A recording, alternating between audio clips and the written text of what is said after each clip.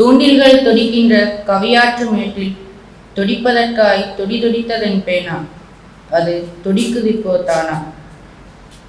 இக்கவியாற்றை கச்சிதமாய் தலைமை தாங்கும் கவியரங்க தலைவருக்கும் அவையடங்கும் அனைவருக்கும் ஸலாம் அலைக்கும். சபையிருக்கும் சான்றோரே, சிறுவனிவன் சிரமத்துடன் கிறுக்கி வைத்த கவிதை இது. குறையிருப்பின் தயை செய்து மனமாற மன்னியுங்கள். வளர்மதி நான் வரைந்தெடுத்த இக்கவியின் தலைப்பு வாப்பாவுக்கொருப்பா.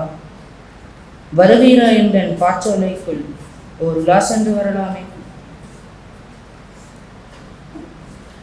வாப்பாவின் ஞாபகத்தில் வராந்தாவில் இருந்தேன். வையகத்தை விட்டு போய் 2 ஆண்டு முழுமை. எப்போதும் எங்கேயும் எம்மோடே நிற்பார். எம்மை விட்டு போன பின்னும் உள்ளத்து உணர்வில் தப்பாது வாழ்கிறார் வழிகாட்டி கொண்டு. தந்தையுடன் நான் இருக்கும் ஞாபகங்கள் கண்ணில். வாப்பாவை நான் கண்ட 13 ஆண்டு வேரோண்டி போன காட்சி பல உண்டு இங்கு.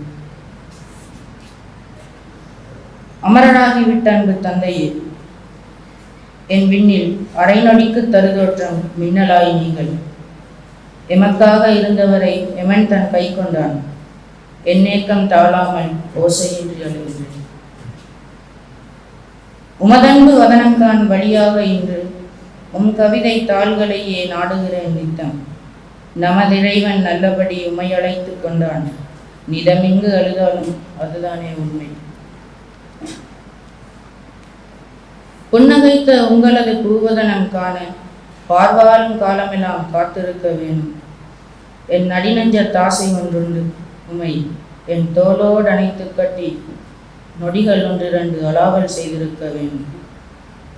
ஒரு விதை போல் விழுந்தென்னுள் தருவானது இந்தாசை. பின்னர் தான் உணர்ந்து கொண்டேன் அது நிகழாதொன்று. வேரில்லா மரம் போலே நீரில்லா நானும்.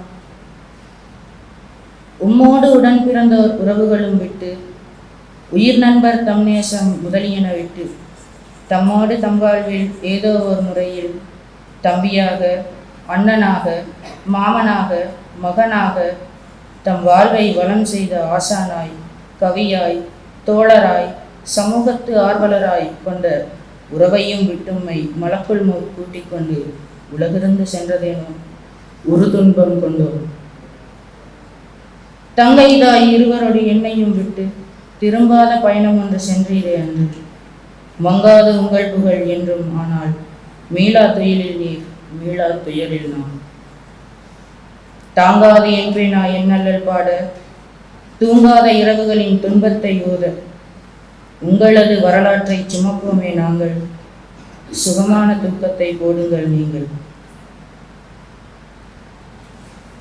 அல்லாஹு மஃபிர் லஹு வரஹம்ஹு. அல்லாஹ்வே இவர் பாவம் மன்னித்தருள்வாய். மேல் சுவன முற்றத்தில் சேர்ப்பித்தருள்வாய். மன்னரை அவர் மேனி நெருக்காதருள்வாய். கொல்லாத நரகை விட்டு காத்தருள்வாய்.